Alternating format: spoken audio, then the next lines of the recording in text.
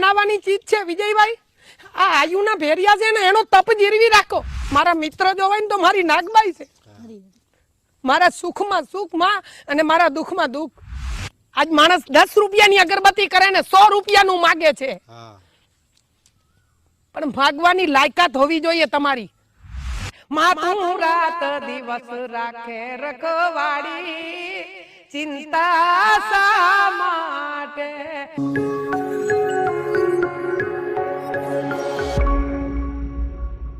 રવિજુબેન, એકાદું ફરી વાર કંઈક સાંભળી. વાતો અનેક કરી, દીકરી લક્ષી એટલે નારી સશક્તિકરણની અનેક વાતો કરી. હવે ફરી વાર કંઈક બે ગીતું સાંભળીએ.